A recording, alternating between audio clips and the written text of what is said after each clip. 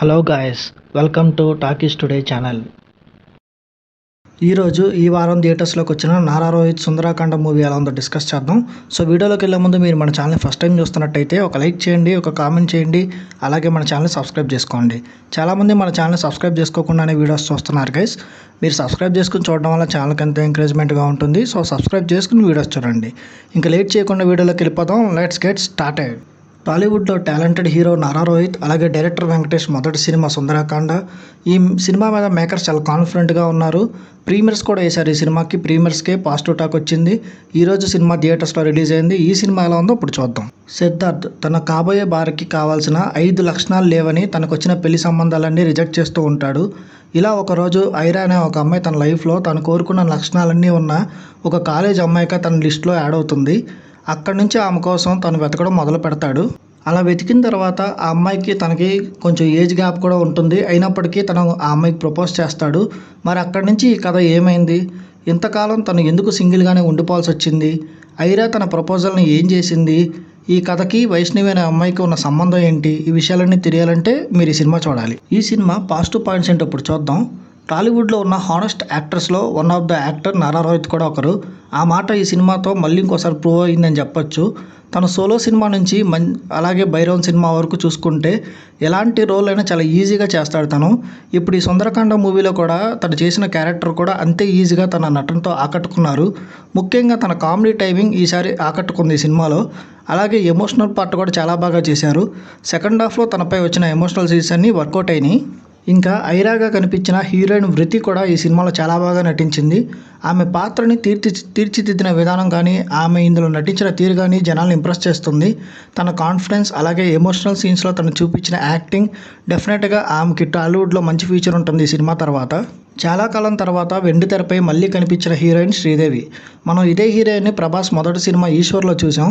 ఈ సినిమాలో ఒక మంచి రోల్ చేసింది. ఈ సినిమాలో తన రోల్ చూపించే ఇంపాక్ట్ చాలా బాగుంది. అందుకు తగ్గట్టుగానే ఆమె కూడా తన పాత్రని చాలా బాగా యాక్టింగ్ చేశారు. అట్లాగే చాలా ఇంపాక్ట్ క్రియేట్ చేశారు ఆ క్యారెక్టర్తో. ఈ సినిమాలో మనం ఇంకొక ముఖ్యమైన వ్యక్తి గురించి చెప్పుకోవాలి. అతనే కమెడియన్ సత్య. తను ఒక మంచి ఎంటర్టైనర్ అని ఖచ్చితంగా చెప్పొచ్చు. తను ఇంతకుముందు చేసిన మత్తు వదలరాలో ఎలా అయితే తను 100% కామెడీని జనరేట్ చేశాడో చాలా జెన్యున్ టైమింగ్తో ఈ సినిమాలో కూడా తన కామెడీ టైమింగ్ అనేది పర్ఫెక్ట్గా వర్కౌట్ అయింది. తనతో పాటు వాసుకి దేవంత్, సునైనా, అభినవ్ ఇలా అందరూ మిగతా వాళ్ళ పాత్రలు తగ్గట్టు వాళ్ళు చాలా బాగా చేశారు. ఈ సినిమాలో ఇంకొక హైలైట్ ఏంటంటే ఈ సినిమా ఇంటర్వెల్లో వచ్చే ఒక ట్విస్ట్. అది చాలా బాగుంటుంది.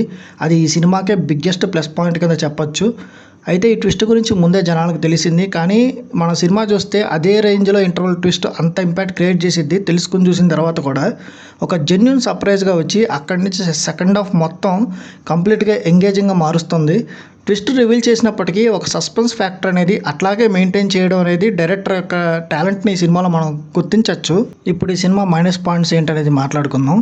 ఈ సినిమాలో మంచి సెటప్ అంతా సెట్ చేసినప్పటికీ, ఎంగేజింగ్గానే ఉన్నప్పటికీ ఈ సినిమా స్టోరీ మాత్రం కంప్లీట్గా ప్రెడిక్టబుల్గా అనిపిస్తుంది. ఒక బాలీవుడ్ సినిమాని యాస్టేజ్గా కాపీ కొట్టారేమో ఈ సినిమాని మనకు అనిపిస్తుంది. కొన్ని సీన్స్ మనకు గుర్తొస్తాయి కూడా. అట్లాగే ఇంటర్వెల్ తర్వాత కొంచెం స్క్రీన్ ప్లే డల్ అయినట్టుగా మనకు అనిపిస్తుంది. దర్శకుడు కామెడీ పరంగా మాత్రం 100% ఎంటర్టైన్ చేశాడు సినిమా మొత్తం. ఈ సినిమాలో చూపించిన కొన్ని సీన్స్ కొంచెం ఓవర్గా కనిపిస్తాయి. కొన్ని సీన్స్ అయితే అసలు లాజిక్ లేకుండా ఉంటాయి. కొంతమంది సీనియర్ యాక్టర్స్ ఈ సినిమాలో ఉన్నారు, వాళ్ళని పెద్దగా ఉపయోగించుకోలేదనిపించింది. ఓవరాల్గా సినిమా మొత్తం కామెడీ మీదే డిపెండ్ అయ్యింది. ఎమోషనల్ సీన్స్ కొంచెం చూపించారు, కానీ అక్కడక్కడ స్క్రీన్ ప్లే మైనస్ అయ్యింది. ఇంకా ఈ సినిమా టెక్నికల్ డిపార్ట్మెంట్స్ చూసుకున్నట్టయితే ఈ సినిమా ప్రొడక్షన్ వాల్యూస్ చాలా బాగున్నాయి. సినిమాకి తగ్గట్టుగా వాళ్ళు చేసుకున్న సెటప్, ప్రొడక్షన్ డిజైన్స్ చాలా నీట్గా ఉన్నాయి. అలాగే కెమెరా వర్క్ కూడా చాలా బాగుంది. మంచి లొకేషన్స్ చూపించారు. మ్యూజిక్ కూడా ఈ సినిమాకి పెద్ద ప్లస్ అని చెప్పొచ్చు. పాటలు అట్లాగే బీజిఎంతో ఈ సినిమా చాలా హైలైట్ అయిందని చెప్పొచ్చు. అట్లాగే ఎడిటింగ్ ఇంకొంచెం బెటర్గా చేసుంటే బాగుండేది. ఇంకా ముఖ్యంగా చెప్పుకోవాల్సింది captain of the ship director Venkatesh గురించి. ఇది తను చేసిన ఫస్ట్ సినిమా అయినా కూడా సాలిడ్ వర్క్ని ఆయన అందించారని చెప్పొచ్చు. ముఖ్యంగా తను బ్యాలెన్స్డ్గా తీసుకున్న స్టోరీ కానీ, స్క్రీన్ ప్లే కానీ సినిమాలో జనాలకు ఇంప్రెస్ చేస్తుంది.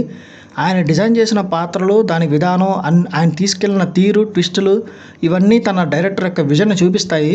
ఫ్యూచర్లో కూడా తను ఇలాంటి సినిమాలే, ఇలాంటి ఎంటర్టైన్మెంటే తీసుకున్నట్టయితే తనకి ఖచ్చితంగా మంచి భవిష్యత్ ఉంటుందని చెప్పొచ్చు.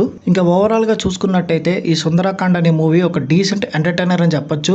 ఒక క్లీన్ రామ్ కామ్ ఎంటర్టైనర్ని చూడాలనుకునే వాళ్ళకి ఈ వీకెండ్ ఈ సినిమా మంచి చాయిస్గా నిలుస్తుంది. నారా రోహిత్ ఇంప్రెసివ్ యాక్టింగ్, ఇతర నటీనటుల పర్ఫార్మెన్స్లు అన్నీ బాగున్నాయి. కొన్ని మూమెంట్స్ అక్కడక్కడ డల్ అనిపిస్తాయి, కానీ అవన్నీ పక్కన పెడితే ఈ సినిమా 100% ఎంటర్టైనర్ మూవీ. ఈ వినాయక చవితి పండగకి, ఈ వీకెండ్కి ఫ్యామిలీ అంతా కూర్చొని ఎంజాయ్ చేసే మంచి సినిమాగా ఈ సుందరకాండ సినిమా ఉంటుంది. ఖచ్చితంగా ఈ సినిమా ఒకసారి చూడొచ్చు.